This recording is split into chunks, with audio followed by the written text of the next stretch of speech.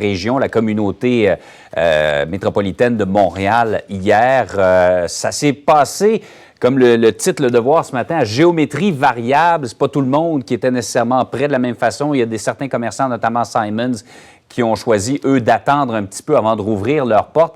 Parlons de cette réouverture d'abord avec Stéphane Drouin, directeur général du Conseil québécois du commerce au détail. Monsieur Drouin, bonjour. Bonjour, M. Guérin. De votre point de vue, là, globalement, ça s'est passé comment? Bien, globalement, ça s'est très bien passé. On est vraiment satisfait. Les détaillants se préparaient quand même depuis quelques semaines. On travaillait beaucoup avec l'ensemble des détaillants du Québec pour se préparer parce qu'on voyait que ça s'en venait. Alors, lorsque l'annonce a été faite de l'ouverture le 4 mai, la plupart étaient déjà bien avancés. Ça fait que hier, on a eu une belle expérience de magasinage. C'était sécuritaire, c'était agréable et les consommateurs étaient au rendez-vous. Et vous aviez l'impression que tout le monde était prêt, parce qu'on y va un peu à tâtons, hein?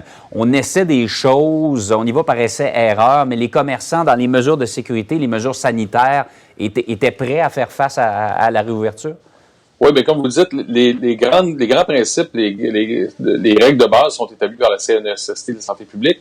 Donc, les détaillants, après ça, devaient, chacun dans son secteur de commerce, identifier comment les appliquer le plus rigoureusement possible par rapport à tous les éléments du magasin. Donc, que ce soit la mode, le vêtement, les meubles, chaque industrie devait s'adapter. Et on a été vraiment impressionnés par la créativité, l'ingéniosité des détaillants à appliquer ces normes-là de façon intéressante, rigoureuse, mais aussi de façon agréable pour pas que l'expérience de magasinage devienne trop lourde. Ouais, on voit les files d'attente devant Meublement Tanguay à Québec. Il y a eu la Tulipe. Il y a plusieurs adresses là, où les gens attendaient la réouverture. De façon générale, est-ce que les consommateurs, selon les échos que vous avez, là, est-ce que les consommateurs étaient là?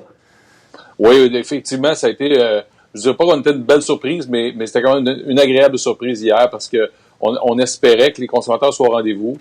Et hier, c'était vraiment le cas. Je pense que ce qu'il faut tenir compte, les gens commencent à être un peu tannés d'être confinés. Donc, aller faire des courses, c'était quand même une belle sortie. Mais aussi, en même temps, on est dans le changement de saison. Hein. Alors, il y a beaucoup de besoins qui sont créés par le changement de saison. Les consommateurs avaient hâte de pouvoir aller faire certains de ces achats-là qui avaient besoin. Oui, faut rappeler, par exemple, c'est pas juste une façon de changer les idées. Quand on va dans les commerces, il faut encourager nos commerçants, là, mais quand même, il faut avoir une idée précise, parce que Mario Dumont disait tout à l'heure que dans des grandes surfaces, il y a des gens qui allaient là juste pour faire un tour. Dans la situation actuelle, c'est peut-être mieux de rester chez soi.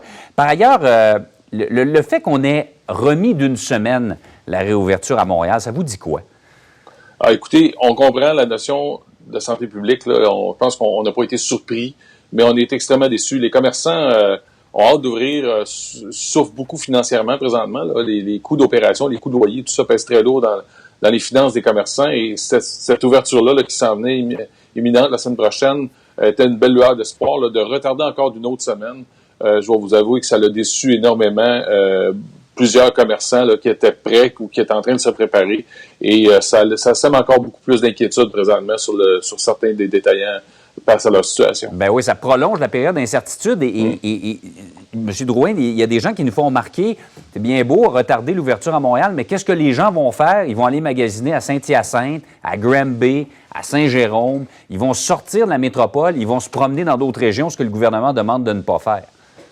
Ben effectivement, ça peut être ça peut arriver. On espère que ça soit pas trop le cas ni pour les gens ni pour les commerçants, mais effectivement ça peut amener les gens à se promener là, dans la périphérie de la CMN. Trop tôt pour dire à plus ou moins long terme l'impact que cette crise-là va avoir sur l'avenir du commerce au détail au Québec? Ah, écoutez, de façon même internationale, c'est dur à prédire, mais ce que je peux vous dire, c'est qu'on espère que les ventes du printemps-été vont être bonnes.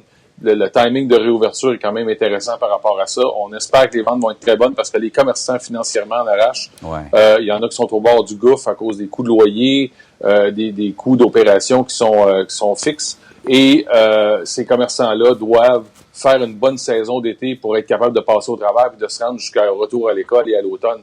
Parce que sinon, on pourrait avoir des gros problèmes chez certains commerçants dans les prochains mois. Ce sont des moments critiques pour nos commerçants. M. Drouin, merci d'avoir fait le point avec nous ce matin. Ça me fait plaisir. Bonne journée à vous, M. Guérin.